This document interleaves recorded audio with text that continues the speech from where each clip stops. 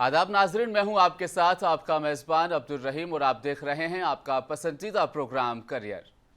दोस्तों, सीखना इंसान का एक बुनियादी हक है और वो उम्र भर कुछ ना कुछ सीखता ही रहता है। यानी पैदा होने से लेकर इस दुनिया से रुखसत होने तक सीखता ही रहता है। कभी किताबों से सीखता है, कभी आसपास के माहौल से भी सीखता है, कभी किसी की कामयाबी से तो कभी नाकामी से भी सीख ही लेता है। सीखने का मतलब सिर्फ स्कूल, कॉलेज या किताबें ही नहीं, हमारे आसपास की दुनिया भी हमें बहुत कुछ सिखाती रहती है। एक जिम्मेदार शहरी बनने के लिए ये सब सीखना बेहद ज़रूरी है कि हमको अपने ख़ानदान, समाज में अपनों से और परायों से कैसे रहना चाहिए। ये सब सीखने से ही पता चलता है।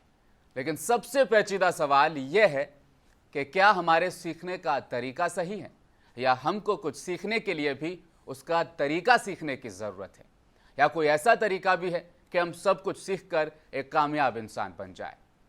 इसी टॉपिक पर इस पर बात करेंगे हम आज की चर्चा में। करियर के इस खास प्रोग्राम में मेरे साथ जनाब डॉक्टर अल्ताफ़ हुसैन साहब। आप Lords Institute of Engineering and Technology Hyderabad के डायरेक्टर हैं और हाल ही में आपको Indian Institute of Chemical Engineering Hyderabad का चेयरमैन मुंतखब किया गया है। डॉक्टर अल्ताफ़ हुसैन साहब को इस आला ओहदे के लिए मुंतखब किए जाने पर मुबारकबाद पेश करते हैं और प्रोग्राम का आगाज़ हम करना चाहेंगे मुबारकबाद पेश करने के साथ। और आज का हमारा जो टॉपिक है वो है स्टैंडर्ड प्रोसीजर ऑफ लर्निंग। चलिए प्रोग्राम का आगाज़ करते हैं। डॉक्टर साहब, मुंसिफ टीवी में आपका इस्तकबाल है, खैर मकदम करते हैं।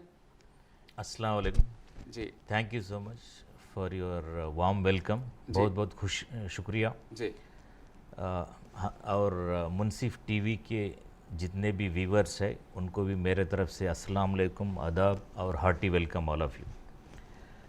आप जैसा बताएं कि सीखने का तरीका सीखने के लिए रियल क्या तरीका होनी चाहिए, बहुत सॉलिड इंट्रोडक्शन दिया है आपने। जी, इनफैक्ट बहुत सारे स्टूडेंट्स को, पेरेंट्स को, टीचर्स को जो रियल प्रोसीजर क्या है जी, लर्निंग का, स्टैंडर्ड ऑपरेटिंग प्रोसीजर क्या है, ये बहुत सारे बच्चों को नहीं मालूम है और बहुत सारे पेरेंट्स को भी नहीं मालूम। इसीलिए अगर एफिशिएंसी देखेंगे आज की तारीख में लगभग 6300 engineering college all across India है जी, मगर सर्वे ये बताता है कि हार्डली 25% जो इंजीनियर बन रहे उनको एम्प्लॉयमेंट मिल रहा, वो एम्प्लॉयबल है जी, वो रियल काबिलियत रखते हैं, और बाकी 75% ऐसे निकल जाते हैं जिनके पास रियल इंजीनियरिंग काबिलियत नहीं है। अगर आप ये 75% लोगों को देखें, क्यों ये लोग इतना इनकॉम्पिटेंट बाहर आ रहे हैं इंजीनियर बन के, तो यही है कि कुछ ना कुछ गड़बड़ है, कुछ ना कुछ मिसिंग है अपने लर्निंग प्रोसेस में। ये इसको अगर हर बच्चा, हर पेरेंट, हर टीचर करेक्ट समझे तो इंशाल्लाह 100% हर कोई सक्सेस बन सकते हैं। तो क्या वो तरीका अपनाना चाहिए पढ़ने की? क्योंकि आमतौर पर हम देखते जी। हैं डिग्री हमारे पास होती है, लेकिन डिग्री होने के बाद जब हम जॉब लेने के लिए जाते हैं तो वो टैलेंट, वो काबिलियत हमारे अंदर नहीं होती है। हाँ। यानी हमारे मार्क्स अच्छे हैं, हमारे पास अच्छे कॉलेज की डिग्री है, Quite true। लेकिन हम लोग जब काम करने के लिए फील्ड में उतरते हैं तो उस तरीके से हम काम नहीं कर पाते। तो गलती कहाँ पे हो रही है? क्वाइट मैं दो चीज़ें बताऊंगा। जी, फर्स्ट ऑफ ऑल, हर इंसान को कुछ काम करने के लिए, कुछ एक्टिविटी एग्जीक्यूट करने के लिए एक प्री रिक्विजिट होता है। जी, जैसा कि डिग्री में एडमिशन लेने के लिए प्री रिक्विजिट इंटरमीडिएट है, और इंटरमीडिएट में एडमिशन लेने के लिए प्री रिक्विजिट 10th क्लास है या SSC है। बिल्कुल, वैसे ही कुछ ना कुछ काम करने के लिए प्री रिक्विजिट क्या है, इंसान को फिजिकली एंड मेंटली एक्टिव होनी चाहिए। ये फिजिकल मेंटल एक्टिवनेस इसलिए आता है, जैसा कि हमारा मोबाइल फ़ोन है, आप अगर मोबाइल फ़ोन को प्रॉपरली चार्ज कर रहे हैं तो वो एनर्जी अपने आप को स्टोर करेगा और उस मोबाइल अपना फंक्शन करेगा। बिल्कुल, इसी तरह हर इंसान को अडक्वेट रेस्ट लेना ज़रूरी है, अडक्वेट स्लीप लेना ज़रूरी है। अगर रात भर 12, 1, 2 बजे तक बच्चा अगर फंक्शन में जाएगा, खाते रहेगा, दूसरे दिन 8, 9 बजे कॉलेज जाएगा या स्कूल जाएगा, वो रियली परफॉर्म नहीं कर पाएगा, इसलिए कि उनके पास जो रियल एनर्जी चाहिए वो एनर्जी नहीं है। तो इसलिए फर्स्ट प्री रिक्विजिट ये होनी चाहिए कि स्टूडेंट को adequate physical and mental fitness maintain करना, ये नंबर 1 है। अगर आप वर्ल्ड हेल्थ ऑर्गेनाइजेशन का डेफिनेशन देखेंगे, वर्ल्ड हेल्थ ऑर्गेनाइजेशन का डेफिनेशन ये है, गुड हेल्थ पर्सन और हेल्थी पर्सन ये है कि number 1 physically fit, number 2 mentally sound, number 3 emotionally well balanced, number 4 socially well being, spiritually enriched. So अगर मेंटल न्यूरॉन्स जो है, ब्रेन के जो सेल्स है एक्टिव रहेंगे, बच्चा जब कॉलेज जाएगा, कॉलेज में जो भी उस्ताद पढ़ाएंगे 100% अगर नहीं भी ऑब्ज़र्व कर पा रहा, 80% तो मैक्सिमम ऑब्ज़र्व कर पाएगा। मगर यहाँ पे क्या हो रहा, बच्चा एडेक्वेट स्लीप लेना ज़रूरी है, वो शायद मिसिंग है। Physical component, physical and mental component. और एक कंपोनेंट जो है, ये जो स्टैंडर्ड प्रोसीजर है, ये अल्लाह की खूबी है कि इंसान के 5 सेंसर हैं। ये सेंसर्स को अगर रियली असिमुलेट करके सेंसर को इस्तेमाल करेंगे तो बच्चा जो है रियल लर्निंग हो पाएगा। आप देखेंगे कि बच्चा कॉलेज जाएगा, लेक्चरर या प्रोफेसर पाठ पढ़ाएंगे, बच्चा जो है सुनेगा, और कुछ बच्चे जो है लिखेंगे। पूरे बच्चे शायद लिखने में इंटरेस्ट नहीं बताएंगे, और कुछ बच्चे जो है घर जा करके उसको फिर फेर करेंगे, कुछ बच्चे और रेफर करेंगे, कुछ बच्चे प्रैक्टिकल देखेंगे। सबका अलग अलग पैटर्न। हाँ, मगर एक ये बच्चे क्या है, ये इनको ये नहीं समझ में आ रहा है कि रियल प्रैक्टिकल और रियल लर्निंग प्रोसीजर क्या है। जैसा कि कार चलाने के लिए पहले न्यूट्रल करना है, फिर बाद में इग्निशन स्टार्ट करना है, फिर क्लच ऑपरेट करना है, एक स्टैंडर्ड प्रोसीजर होता है। अगर स्टैंडर्ड प्रोसीजर नहीं होता है, बच्चा जो है, मतलब जो ड्राइवर कार ऑपरेट करता है, वो ही will not be able to operate properly. तो यहाँ भी लर्निंग का एक प्रोसीजर है। स्टैंडर्ड ऑपरेटिंग प्रोसीजर क्या है कि बच्चे को पूरे सेंसर्स जुडिशियसली इस्तेमाल करना है, वो नहीं हो रहा है।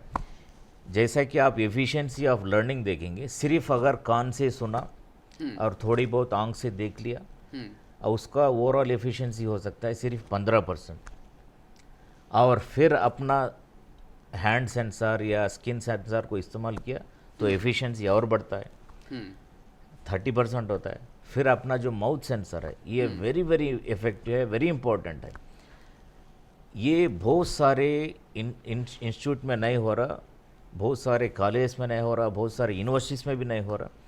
बच्चे को ये अपॉर्चुनिटी देनी चाहिए कि हर रोज़ कम से कम 10 मिनट बच्चे को डायस पर बुला करके क्या सीखा है वो उनसे बोलवाना है। तब बच्चा जो है सोचेगा, जो उस्ताद क्लास में पाठ पढ़ाए हैं, बिल्कुल सही, उसके बारे में सोचेगा और वो अपना दिमाग इस्तेमाल करके बताएगा।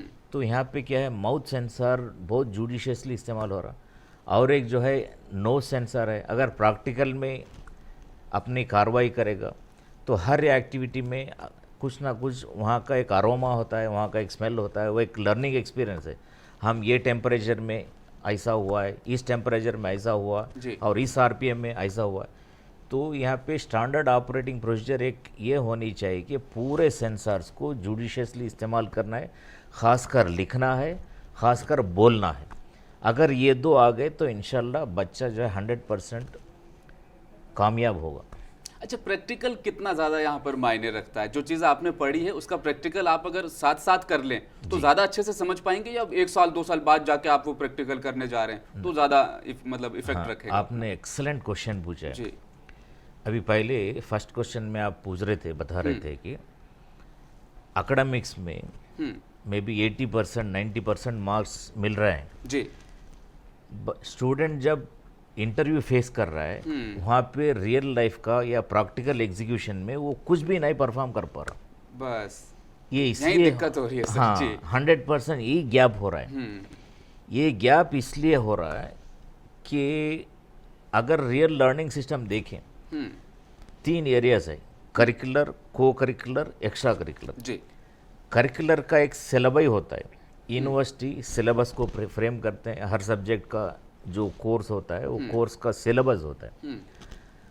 अगर 4 साल की डिग्री देखें तो 60 कोर्स लगभग होते हैं। तो इस 60 कोर्स का एक बुक बनता है, उसको सिलेबस बोलते हैं। तो यूनिवर्सिटी जो है, खासकर इंडियन एजुकेशन में ऐसा है कि करिकुलर का एक सिलेबस है, मगर को करिकुलर का सिलेबस नहीं। जो थियरी क्लास में पढ़ रहा है जी, वो रियल लाइफ में कैसे अप्लाई कर सकते हैं।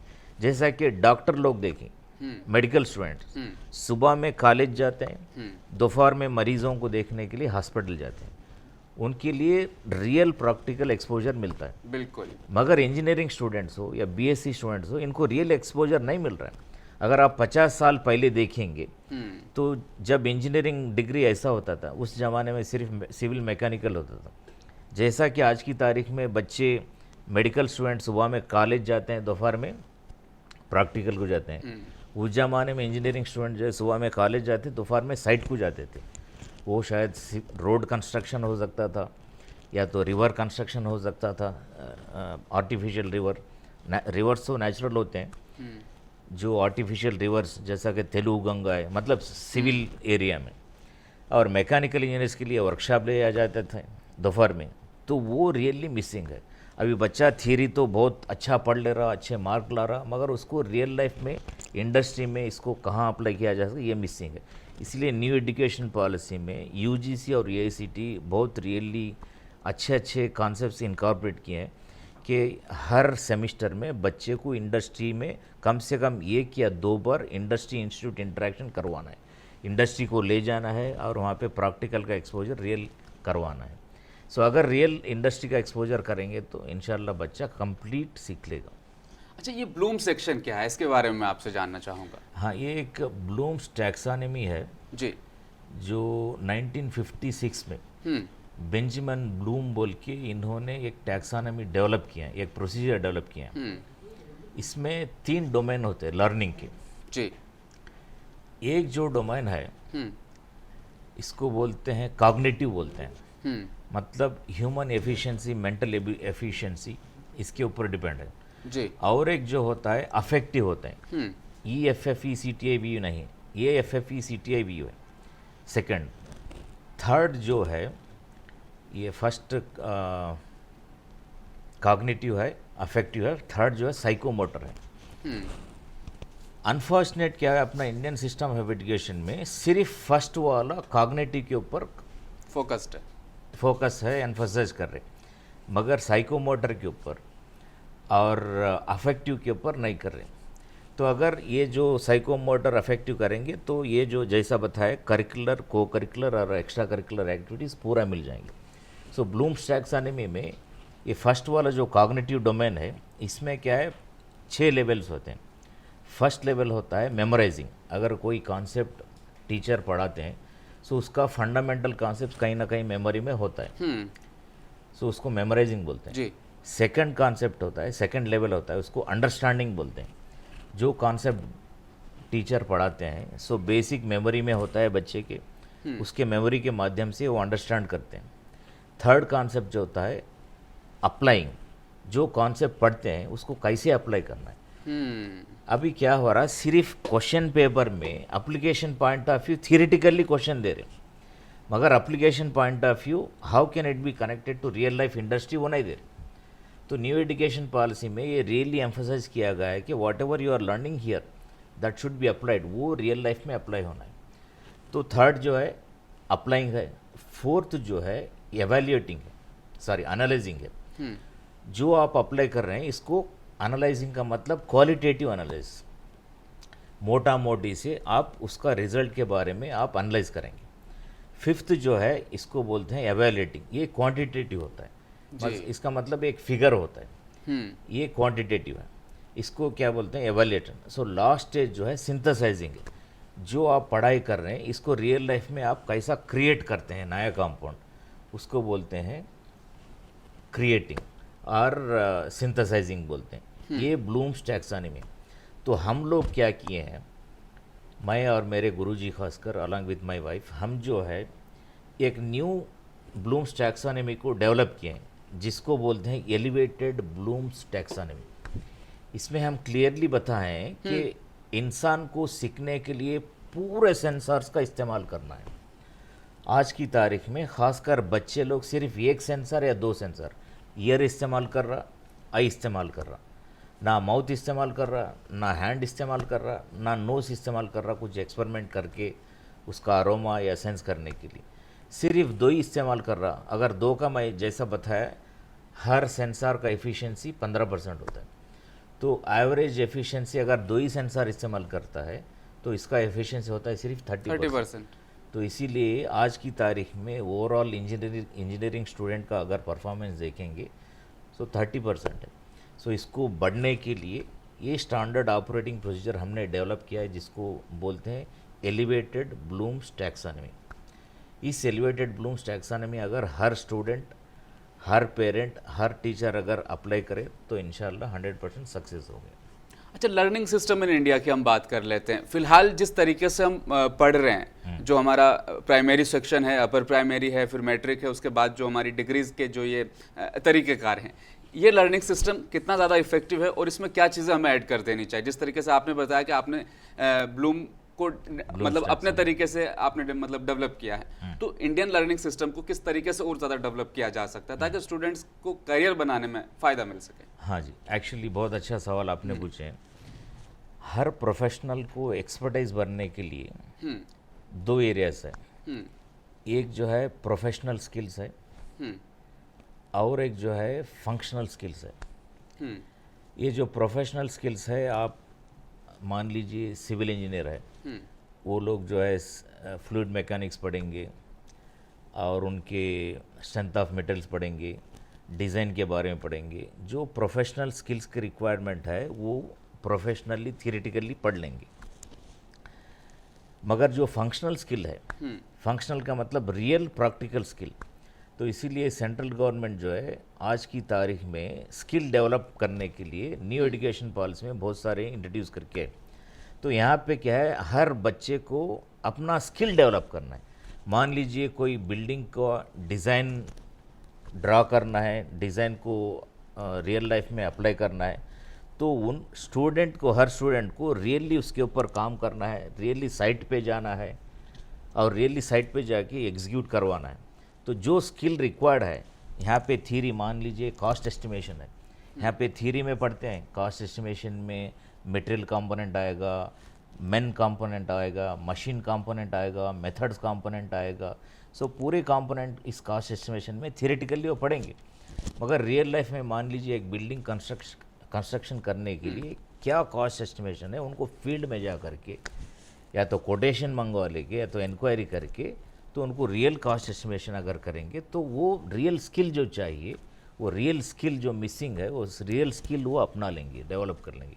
सो इंडियन एजुकेशन में जो स्किल मिसिंग था, तो सेंट्रल गवर्नमेंट जो है न्यू एजुकेशन पॉलिसी के थ्रू वो ट्राई कर रही है, खासकर यूजीसी और एआईसीटी। यूजीसी का मतलब यूनिवर्सिटी ग्रांट्स कमीशन है, जो पूरा हायर एजुकेशन सिस्टम को गवर्न करती हैं, और एआईसीटी है all India council for technical education. ये पूरा ऑल इंडिया में इंजीनियरिंग कॉलेज है और पॉलिटेक्निक्स है और आर्किटेक्चरल इंडस्ट्रीज, आर्किटेक्चरल कोर्सेज है और फार्मेसी कोर्सेज है, इनको गवर्न करते हैं, एआईसीटी बोलते हैं। तो ये लोग जो है सीरियसली काम कर रहे हैं बच्चे के स्किल्स को अपलिफ्ट करने के लिए। सो अगर बच्चा स्किल रियली एनरिच होगा तो डेफिनेटली वो एक अच्छा इंजीनियर बन सकता है। इसमें पर्सनल चॉइस भी मैटर कर रहा है कि मैं इस फील्ड को ज़्यादा पसंद करता हूँ, तो मैं उसी फील्ड में ज़्यादा पढ़ूंगा या उसी में मुझे ज़्यादा कुछ करने का मौका मिलेगा। जो नई एजुकेशन पॉलिसी उसकी बात कर रहा हूँ, ऐसा है वहाँ?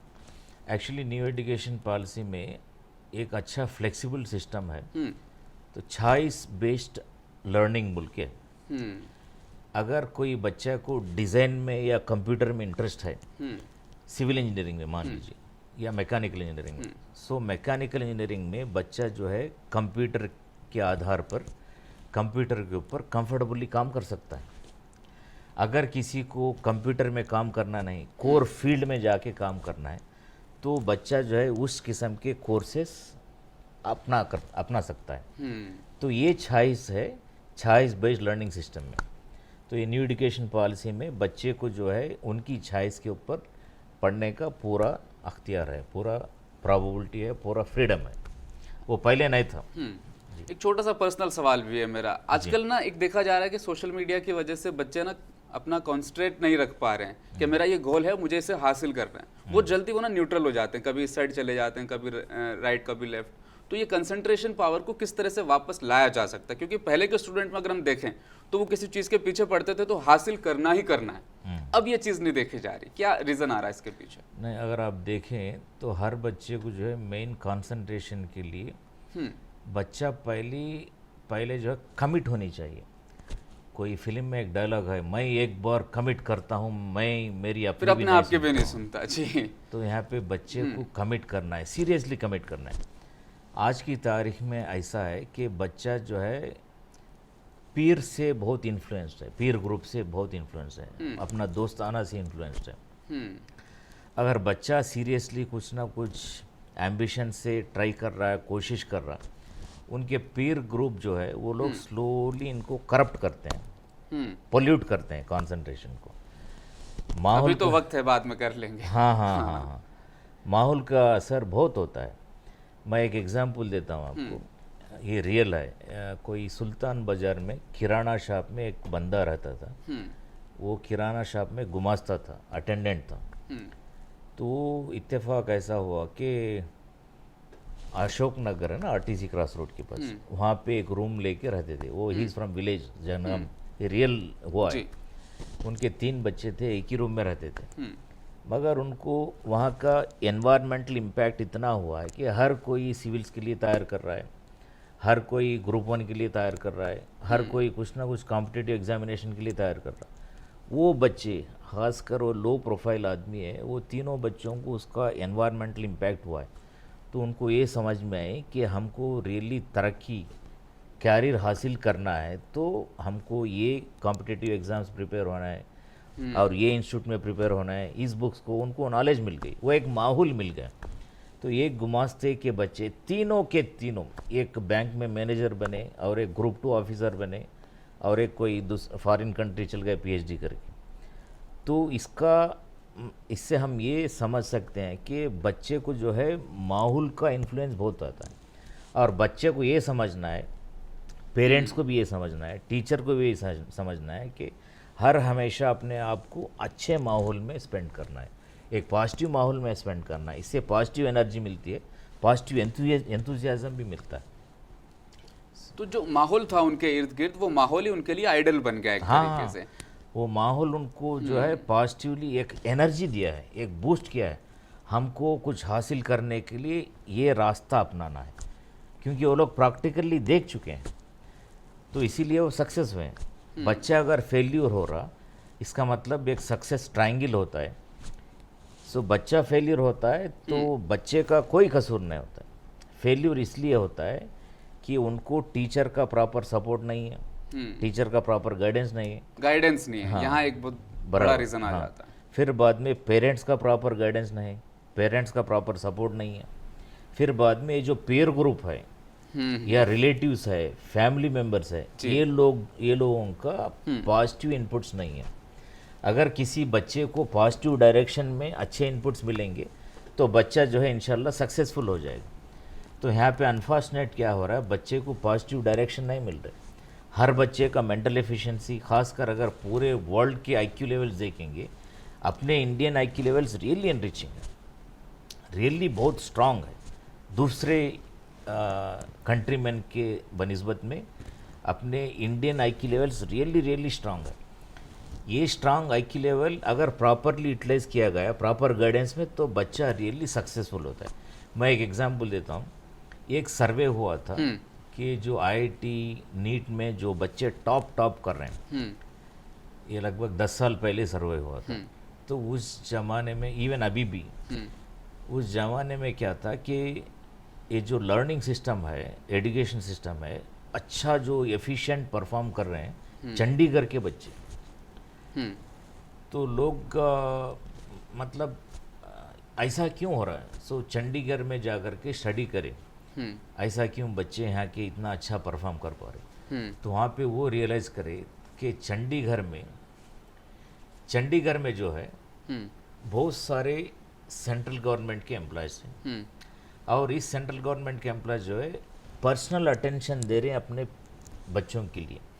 स्कूल जा रहे हैं, स्कूल जाके पिकअप करके ला रहे हैं, और हर माँ बाप जो है 2 से 3 घंटा बच्चों को मेंटर कर रहे हैं। टाइम भी दे रहे हैं साथ हाँ, साथ। 2 से 3 घंटे हर रोज टाइम निकाल करके बच्चे को गाइड कर रहे हैं, और टीचर का भी गाइडेंस है, पेरेंट्स टीचर इफेक्टिवली पढ़ा रहे हैं, और पीयर ग्रुप बोलते हैं, फ्रेंड्स भी जो है वो रियलाइज कर पा रहे हैं, क्योंकि हर माँ बाप बच्चों के पीछे।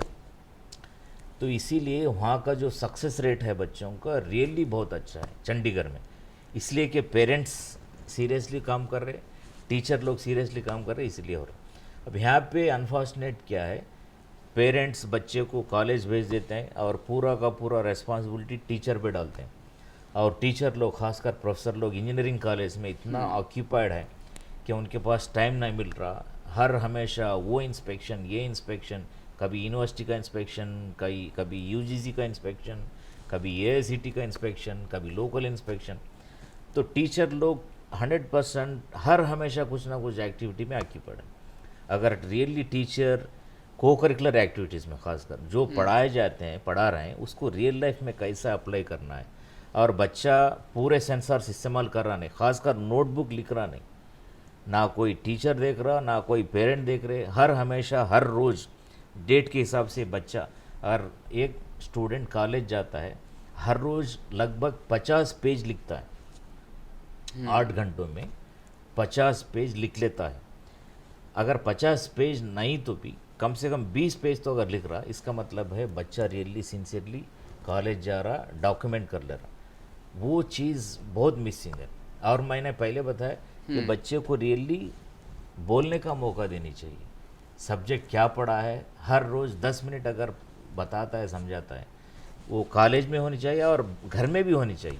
घर में बच्चा जो है आकर के अपने मम्मी डैडी को और अपने फ्रेंड्स को, मतलब भाई लोगों को या नियर बाय फ्रेंड्स को भी बता सकता है। इससे क्या है, लर्निंग बढ़ती है। ये बहुत ज़रूरी चीज़ है। हाँ। आपने ना कोऑर्डिनेशन की बात की, पेरेंट्स, टीचर, स्टूडेंट तीनों का आपस में कोऑर्डिनेशन बना तो एक अच्छा रिजल्ट बनकर आया। लिमिट वैल्यूज़ की बात करते हैं, पेरेंट्स और स्टूडेंट के लिए क्या लिमिट वैल्यूज़ है, क्या करना चाहिए और क्या नहीं करना चाहिए? हाँ, ये बहुत एक्सीलेंट सवाल पूछे। एक्चुअली TLV बोलते हैं, threshold limit value. Threshold limit values, हाँ जी। हम अगर ORR में देखेंगे तो वहाँ पे एक थ्रेशोल्ड लिमिट वैल्यू है कि गाड़ी maximum 120 kilometre per hour speed में जा सकते हैं जी। और अगर 120 से ज़्यादा ड्राइव करेंगे तो सेफ नहीं है। तो वैसे हमारे जो सेंसर्स है, ईयर है, आँख है, नोज़ है, माउथ है, हम अपने सेंसर्स को जुडिशियसली इस्तेमाल करना है। आज की तारीख में बच्चों को कोई कंट्रोल नहीं, मोबाइल हर हमेशा जो चीज़ वल्गारियस, नॉन वल्गारियस, टेक्निकल, कॉमेडी, जो कुछ भी सुबह से शाम तक मोबाइल देख रहे हैं। इससे क्या है, आई सेंसर से ब्रेन को कनेक्ट होके ब्रेन के कुछ सेल रियली पार्शियली डैमेज हो जाते हैं। तो सूरज है, सूरज की रोशनी बहुत रेडिएंट है, बहुत एनर्जेटिक है। सूरज को हम आंखों से नहीं देख सकते। हम ये नहीं कह सकते हैं कि अल्लाह हमें आंख दिया है हम देख सकते हैं। वैसे वेल्डिंग का आर्क है, आर्क वेल्डिंग है, आर्क वेल्डिंग को हम नेकड़े से नहीं देख सकते क्योंकि कुछ थ्रेशोल्ड लिमिट वैल्यू है जी। ये जो लाइट है, लाइट का एक लक्स होता है। हम लोग 100 लक्स में, यहाँ पे आपका शूटिंग शायद लिया जाता है, मैक्सिमम 500 लक्स तक हम एक दूसरे को देख सकेंगे। अगर 500 लक्स से ज़्यादा रोशनी में हम बैठेंगे, देख पाएंगे तो आँख खराब हो जाती। तो इसीलिए हर सेंसर का जुडिशियस यूटिलाइजेशन का ज़रूरी है। ये माँ बाप को नहीं मालूम है, पेरेंट लोगों को, टीचर लोगों को नहीं मालूम है। इसका थ्रेशोल्ड लिमिट वैल्यू को मॉनिटर करना ज़रूरी है। बच्चा क्या पढ़ रहा, क्या देख रहा, क्या सुन रहा, और किस कंपनी में मूव हो रहा, कैसे कैसे बिहेव कर रहा, ये थ्रेशोल्ड लिमिट वैल्यूज पेरेंट्स के लिए, स्टूडेंट के लिए, टीचर के लिए भी ज़रूरी है। क्या करना है, डूस एंड डोंट्स बोलते हैं, क्या करना है, क्या नहीं करना है। और बहुत सारे बच्चों को ये नहीं मालूम है, और बहुत सारे बच्चे ये समझते हैं कि हमारे पास मोबाइल है, हम कुछ भी देख सकते हैं, हमारे पास गाड़ी है, हम कुछ भी ड्राइव कर सकते हैं, सिंगल टायर पे हम गाड़ी रेस करके जा सकते हैं। मगर बहुत सारे एक्सीडेंट्स हुए हैं। सिंगल टायर पे गाड़ी कहाँ चला सकते हैं, फ्री स्पेस में या तो ग्राउंड में चढ़ा सकते हैं। तो मतलब ऐसे जो साइलेंट पॉइंट्स है बहुत सारे बच्चों को, बहुत सारे पेरेंट्स को, बहुत सारे टीचर्स को भी नहीं मालूम है। और हमारी सजेशन है कि ये जो एलिवेटेड ब्लूम्स टैक्सोनॉमी में हमने जो लिखा है, सो ये अगर हर टीचर, हर पेरेंट, हर स्टूडेंट इम्प्लीमेंट करे तो इंशाल्लाह 100% सक्सेस हो जाएंगे। बहुत ही अच्छी बात बताई आपने। वाकई में हमारी जो लिमिट्स है उनको जानना भी हमारे लिए बेहद ज़रूरी है, ताकि उनके साथ अगर हम काम करें तो हम अपने करियर को कुछ अच्छा बना सकें। जी जी। क्या वो लर्निंग पैटर्न होना चाहिए आपकी ज़िंदगी में? आप पढ़ रहे हैं लेकिन आपके पेरेंट्स को कितना पता है कि आप क्या पढ़ रहे हैं? इस पर भी हम बात करेंगे। इसी सवाल के साथ मैं चर्चा को आगे बढ़ाऊंगा। पहली पाठशाला माँ बाप होते हैं, लेकिन उसके बाद जब स्कूल भेज दिया जाता है बच्चों को, तो माँ बाप कभी कभार ये सोच लेते हैं कि अब शायद हमारी पाठशाला तो खत्म हो गई, अब स्कूल में बच्चा पढ़ ही लेगा। यहाँ पे क्या गलतियां हो रही है, किस तरीके से पेरेंट्स की जिम्मेदारियां बढ़ जाती है, इसके ऊपर जरा मैं आपसे रोशनी चाहूँगा। यह बहुत अच्छा सवाल पूछे आप। इनफैक्ट बच्चा जो है, स्टूडेंट जो है, जैसा माहौल मिलता है, जैसे गाइडलाइंस मिलते हैं, जैसा डायरेक्शन मिलता है, उस डायरेक्शन के हिसाब से बच्चा जाएगा। यहाँ पे अनफॉर्चुनेट क्या हो रहा, पेरेंट का रोल जो है रियली क्रूशियल है। और इन जनरल अगर देखा जाए, पेरेंट्स अपनी रिस्पॉन्सिबिलिटी को निभा नहीं रहे हैं। वो समझ रहे हैं कि बच्चे को कॉलेज में एडमिशन दिलवाएंगे और कॉलेज वालों की रिस्पॉन्सिबिलिटी है। खासकर ऐसा नहीं है। हर पेरेंट को हर बच्चे के बारे में सुबह शाम दोपहर रात क्या कर रहा है, क्या प्रोग्रेस हो रहा है, क्या आउटकम्स आ रहे हैं, हर हमेशा पेरेंट को मॉनिटर करना ज़रूरी है। हर रोज़, हफ्ते में एक बार, महीने में एक बार, सेमेस्टर में एक बार, साल में एक बार नहीं। अक्सर केसेस ऐसे होते हैं कि बच्चा घर से बाहर निकल जाता है, माँ बाप समझते हैं कि बच्चा कॉलेज जा रहा है, और at the end of the year बच्चा माँ बाप को बोलता है कि वो फर्स्ट ईयर से सेकंड ईयर प्रमोट हुआ है, सेकंड ईयर से थर्ड ईयर। हम ऐसे केसेस सुनते रहते हैं सोसाइटी में, खासकर कि बच्चा जो है माँ बाप को ब्लफ करता हुआ आता है और वो बताता है कि हम फाइनल ईयर में पहुंच गए। और ऐसे केसेस है, माँ बाप को शॉक होता है कि फाइनल ईयर में पहुंच गए, तो माँ बाप एक्सपेक्ट करते हैं कि बच्चे को डिग्री मिलेगी, जॉब मिलेगी। तो फाइनल ईयर होने के बाद माँ बाप को रियलाइजेशन होता है कि कुछ ना कुछ गड़बड़ है। तो जब ऐसे केसेस हुए हैं, 4 साल के बाद बच्चे के जो इंस्टीट्यूट है, कॉलेज को जाना होता है। और ख़ासकर जब मेंटर लोग, टीचर लोग भी कई बार पेरेंट्स को फ़ोन करे होंगे। कभी कभी ऐसा होता है कि पेरेंट्स अपना नंबर चेंज कर सकते हैं, और कुछ पेरेंट्स को ईमेल नहीं होता है। तो ऐसे जो है कुछ ना कुछ कम्युनिकेशन गैप आ जाता है। और 4 साल के बाद जब दोनों माँ बाप जाते हैं कॉलेज को, रियलाइज़ करते हैं कि उनका बच्चा कम से कम फर्स्ट ईयर भी प्रमोट नहीं हुआ। अनफॉर्चुनेट ये इसलिए हो रहा कि दोनों माँ बाप प्रॉपरली बच्चे को मॉनिटर नहीं कर रहे, प्रॉपरली बच्चे के जो उस्ताद है, कॉलेज के जो टीचर है या हेड ऑफ द डिपार्टमेंट है या प्रिंसिपल से, उनसे कोऑर्डिनेट नहीं कर पा रहे, उनसे इनपुट्स नहीं ले रहे, इसीलिए ये प्रॉब्लम हो रहा है। अगर आप इंडस्ट्री में देखेंगे, एक एरिया है जिसको बोलते हैं प्रिवेंटिव मेंटेनेंस बोलते हैं, और एक बोलते हैं प्रेडिक्टिव मेंटेनेंस बोलते हैं, और एक बोलते हैं करेक्टिव एंड रिएक्टिव मेंटेनेंस बोलते हैं। तो इंडस्ट्री में मशीन का जो हाल है, तो फ्यूचर में क्या हो सकता है, करंट क्या हाल है, और अगर फ्यूचर में कुछ प्रॉब्लम हो इसको कैसे मेंटेन करना है, कैसे रिपेयर करना है। तो वैसे ही हर माँ बाप को बच्चे के करंट पोजीशन क्या है, करंट जो पढ़ाई कर रहा है ये ठीक कर रहा है नहीं कर रहा। अगर ये 2 महीने के बाद अगर इसी मैग्नीट्यूड में, अगर इसी डायरेक्शन में प्रिपेयर करेगा, तो क्या ये सक्सेस हो पाएगा, सब्जेक्ट क्लियर कर पाएगा। तो ये अंदाज़ा माँ बाप को होनी चाहिए, ये अंदाज़ा टीचर को भी होनी चाहिए। ये नहीं हो रहा कि बच्चे को प्रेडिक्ट नहीं कर पा रहे, बच्चे के बारे में जानकारी नहीं ले पा रहे, और बच्चे के बारे में स्टेप्स नहीं ले पा रहे। इसीलिए माँ बाप का रोल रियली बहुत अहम होता है। मैं हर माँ बाप को सिंसियरली सजेस्ट करता हूँ कि हर रोज़ बच्चे का परफॉर्मेंस मिनिमम फर्स्ट जो है उनकी नोटबुक चेक करें। कि आज कौन से पीरियड्स थे और कौन से पीरियड इन्होंने अटेंड किया है और किस किस सब्जेक्ट में क्या क्या उस लड़के ने या लड़की ने लिखा है। इससे माँ बाप को पता चलता है कुछ ना कुछ बच्चा लिख रहा है, क्लास अटेंड कर रहा है, सिंसियरली क्लासेस को अपनी रिस्पॉन्सिबिलिटी निभा रहा है। ये मिनिमम हर रोज़ हर माँ हर बाप को करना है, वो नहीं हो रहा है।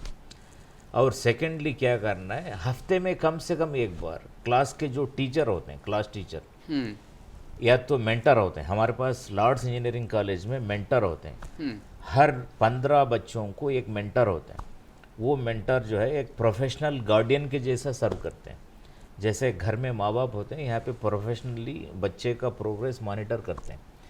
तो हर माँ बाप को कॉलेज के जो क्लास टीचर है, मेंटर है, उनसे कम से कम फ़ोन करना है, हमारा बच्चा डेली ठीक कॉलेज आ रहा नहीं आ रहा तो ठीक पढ़ाई कर रहा नहीं कर रहा, या कॉलेज आकर के कोई सो रहा, इनएक्टिव है, इनअटेंटिव है, ऐसा कुछ हो रहा। तो अगर हर हफ्ते में एक बार कम से कम फ़ोन करे या फोर्टनाइटली एक बार, 15 दिन में एक बार कॉलेज को विज़िट करें, तो वो लोग जस्ट आप एक 2-5 मिनट भी स्पेंड करें तो 100% माँ बाप को रियल गाइडलाइंस देंगे।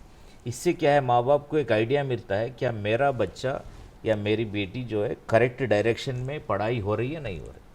अगर करेक्ट डायरेक्शन में पढ़ाई नहीं हो रही, किसी रॉन्ग ग्रुप का इन्फ्लुएंस है, ये जो माँ बाप टीचर से मिलने से पता चलता है। तो टीचर लोग बताते हैं आपका बच्चा जो है रॉन्ग डायरेक्शन में है, राइट डायरेक्शन नहीं है। तो इनको जो है प्रॉपर गाइडलाइंस देने के लिए या प्रॉपर काउंसलिंग करने के लिए या प्रॉपर मॉनिटर करने के लिए एक मौका होता है, तो वो मिसिंग है। सो मेरी अदबन गुजारिश है पूरे पेरेंट्स से कि पेरेंटल रिस्पॉन्सिबिलिटी रियली बहुत अहम है। अगर आप अपनी रिस्पॉन्सिबिलिटी निभाएंगे तो 100% बच्चा सक्सेसफुल होता है। कोई बच्चा IAS ऑफिसर बन गया, कोई बच्चा अच्छा एक प्रोफेशनल बन गया, इसके पीछे बच्चा थोड़ी होता है, मगर उसके बैकग्राउंड में अव्वल नंबर में पेरेंट्स होते हैं, नेक्स्ट टीचर होते हैं, फिर बाद में पीयर ग्रुप या फैमिली मेम्बर्स या फ्रेंड्स होते हैं जो उनको सपोर्ट करते हैं उनके सक्सेस के लिए। जी, अब मैं ना पर्सनल जानना चाहूँगा कुछ। जी, Lords Institute of Engineering and Technology, यहाँ पर पढ़ाई किस तरीके से हो रही है? क्योंकि हमने बहुत बात की कि इंडिया में ये पैटर्न है, इस तरीके से बच्चे पढ़ रहे हैं, यहाँ पर गलतियाँ हो रही हैं।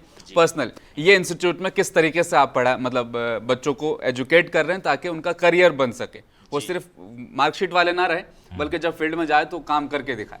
जी जी, खासकर अगर आप हमारी college Lords Institute of Engineering and Technology के बारे में देखेंगे, टीचिंग मेथड पे आते हैं सबसे पहले। हाँ जी, एक्चुअली लर्निंग जो है, जैसा मैं बताया, 3 L's बोलते हैं। पहला वाला L जो है लेक्चर्स होते हैं, दूसरा वाला L जो है लैबोरेटरीज होते हैं जी, तीसरा वाला जो L है लाइब्रेरी होता है। लर्निंग ये 3 L से होता है। और हमारे कॉलेज में हम लोग रियली पर्टिकुलर है कि जो लेक्चर्स है अच्छे से अच्छे उस्ताद को रिक्रूट करते हैं, जो रियली अच्छे से अच्छे इंस्टीट्यूट से, जैसा कि NIT से है, IIT से है। इंडिया में जो रियली टॉप इंस्टीट्यूट्स अगर देखेंगे तो NIT से, IIT से है, बिट्स है, बिट्स पिलानी हो, बिट्स हैदराबाद हो। हमारे जो वाइस चेयरमैन साहब है वो खुद बिट्स पिलानी के प्रोडक्ट है, और ISB हैदराबाद से MBA करके है। और हमारे जो बहुत सारे टीचर लोग हैं, HODs है, हाई क्लास इंस्टीट्यूट्स जो प्रीमियर इंस्टीट्यूट्स बोलते हैं, IIT से, NIT से पढ़े हुए हैं। और बच्चे को समझाने के लिए जो टीचिंग पेडागोगीज बोलते हैं, पढ़ाने का तरीका, बच्चे तक पहुंचने का तरीका, जो डिफरेंट पेडागोगीज हम अप्लाई करते हैं। सो इसके अलावा हम ट्यूटरिंग करते हैं, मतलब पर्सनल गाइडेंस देते हैं। अगर बच्चे को क्लास में किसी सब्जेक्ट में डाउट्स है, समझ में नहीं है, तो एक ट्यूटरिंग क्लास होता है। उस ट्यूटरिंग क्लास में बच्चे को पर्सनली 1-to-1 समझाया जाता है। तो अल्हम्दुलिल्लाह टीचिंग के हद तक तो 100% बच्चे को मीट कर रहे हैं। हम ये भी इंश्योर कर रहे हैं कि बच्चा आने के बाद डॉक्यूमेंट कर रहा नहीं कर रहा, और हम ये भी इंश्योर कर रहे हैं कि बच्चे को एक मौका दे रहे हैं कि बच्चा डायस पे जा कर के जो सीखा है उसको समझाएं। इससे ये हो सकता है कि बच्चा अच्छा पढ़ सकता है, अच्छा सीख सकता है, अच्छा सब्जेक्ट कॉन्सेप्ट को रियली अपना सकता है। मैं यहाँ पे एक एग्जांपल देना चाहता हूँ रियल, क्योंकि बच्चा जब पढ़ाता है किसी को तो लर्निंग और भी स्ट्रांग बनती स्ट्रांग हो जाती है। हाँ, मेरे सीनियर है स्कूल के, जो मैं श्रीशैलम प्रोजेक्ट हाई स्कूल में पढ़ा हूँ, वो श्रीशैलम प्रोजेक्ट हाई स्कूल में सीनियर है और मेरे NIT वरंगल में भी सीनियर है, जिनका नाम JD लक्ष्मी नारायण है, जो पॉपुलर फिगर है यहाँ पे। जी। हाँ, तो वो कई बार बताते हैं उनका सक्सेस का राज ये है कि वो दूसरों को पढ़ाते थे। तो जो स्कूल जाते थे श्रीशैलम में, स्कूल से वापस आते थे तो उनको एक अपॉर्चुनिटी था कि उनके बगल में एक लड़का था जो फिजिकली चैलेंज था, जो स्कूल आ नहीं पा रहा था। तो ये क्या करते थे, आकर के स्कूल से जैसे रिटर्न हुए उसको पढ़ाते थे। और यही प्रैक्टिस उन्होंने REC वरंगल में भी, मेरे सीनियर है NIT, जिसको NIT वरंगल बोलते हैं, वहाँ मैकेनिकल इंजीनियर थे, वहाँ भी वो अप्लाई किया। तो वो बताते हैं कई इंटरव्यू में, विदाउट कोचिंग वो IPS क्रैक किए हैं। वो अच्छे एक सॉलिड IPS ऑफिसर है। तो उनका जो अगर हिस्ट्री देखें, उनका जो सक्सेस देखें तो दूसरों को पढ़ाने में है। तो हम लॉर्ड्स कॉलेज में ये भी एक इम्प्लीमेंट कर रहे हैं कि बच्चे को 5 to 10 मिनट्स एवरी डे एक मौका दे रहे हैं कि वो सब्जेक्ट जो सीखे दूसरों को पढ़ा रहे हैं। इससे वो अपनी नॉलेज को एनरिच कर रहे हैं। जब प्रोजेक्ट्स की बात कर लेते हैं, प्रोजेक्ट किस तरीके से आप वहाँ डेवलप करवाते हैं? हाँ, एक्चुअली अगर प्रोजेक्ट्स देखेंगे, बहुत सारे engineering college real industrial consultancy take up नहीं करते हैं। हम जो है रियल इंडस्ट्रियल कंसल्टेंसी टेकअप करते हैं और वो बच्चों को उसमें कुछ ना कुछ एरियाज उनको इंटरेस्ट करते हैं। तो बच्चा जो है रियल इंडस्ट्रियल एक्सपीरियंस अपना लेता है। तो प्रोजेक्ट जो है, जैसा कि मैं पहले बताया कि मेडिकल स्टूडेंट को मॉर्निंग थियरी का एक्सपोजर मिल रहा, आफ्टरनून मरीज़ों को देखने का एक अपॉर्चुनिटी मिल रहा। तो उसी तरह हम लॉर्ड्स कॉलेज में बच्चों को थियरी पढ़ाते हैं और रियल लाइफ एग्जीक्यूट कराने के लिए इंडस्ट्री को कनेक्ट करवाने, इंडस्ट्री को जो रियल प्रोजेक्ट्स हैं, बल्कि तो सबको करना चाहिए अब, क्योंकि ये इतनी ज़रूरी चीज़ हो गई है। हाँ जी, हाँ, वही अभी जो न्यू एजुकेशन पॉलिसी में ये एम्फसाइज कर रहे हैं, बच्चे को आप थियरी क्लास में पढ़ा रहे हैं, मगर यू मेक श्योर आप ये इंश्योर कीजिए कि बच्चे को इंडस्ट्री ले जाइए और इंडस्ट्री के प्रोजेक्ट को आप यहाँ पे टेकअप कीजिए, इंडस्ट्री में टेकअप कीजिए, ताकि बच्चा इंडस्ट्री जैसा बीटेक पढ़ते पढ़ते रियली एक प्रैक्टिसिंग इंजीनियर बन गए। अब जैसा कि एक छोटा सा एग्जांपल देता हूँ, तो हमारे यहाँ जो मैकेनिकल इंजीनियरिंग स्टूडेंट्स हैं, उन लोगों के लिए सेफ्टी एक एरिया है इंडस्ट्री में। सेफ्टी एरिया को बिफोर हैंड उनको इंडस्ट्री लिया जाता है। सेफ्टी में क्या होता है, जैसे कि वर्क परमिट सिस्टम बोल के होते हैं, मॉक ड्रिल बोल के होते हैं, कभी कभी शॉपिंग मॉल में बड़े बड़े इसमें मॉक ड्रिल होता है। तो बच्चों को जो है वो रियल लाइफ एक्सपोजर इंडस्ट्री ले जा करके जो रियल लाइफ में उनके प्रैक्टिकल जो है वो एक्सपोजर दिलवाया जा रहा है। जी, करियर के आज के इस प्रोग्राम में हमने बहुत सारी बातें की हमारे गेस्ट पैनलिस्ट से, किस तरीके से आपको पढ़ना है, कौन कौन से आपके सेंसेस हैं, उनको आपको एक्टिव रखना है। जब आप क्लास सेशन में बैठे हो, आपको लिखना भी है, आपको सुनना भी है, आपको आंख से देखना भी है और फिर बोल के दूसरों को बताना भी है, समझाना भी है। तो ये तरीका जब आप अपनाएंगे तो ज़रूर आपके एग्जाम में भी अच्छे मार्क्स आएंगे और जब आप इंटरव्यू देने जाएंगे वहाँ पे अच्छे से क्रैक करेंगे और आप अच्छे काबिल इंसान बनेंगे। आप जिस फील्ड में आप जॉब करेंगे वहाँ आप झंडे ज़रूर गाड़ेंगे। तो गेस्ट पैनलिस्ट का बहुत बहुत शुक्रिया, बहुत कीमती नसीहत है आपने हमारी ऑडियंस को आज दी है। मुंसिफ टीवी आपका दिल से शुक्रिया अदा करता है। बहुत बहुत शुक्रिया, थैंक यू। करियर का आज का ये प्रोग्राम यहीं पर खत्म होता है। जल्द मुलाकात होगी नए एपिसोड के साथ। नमस्कार।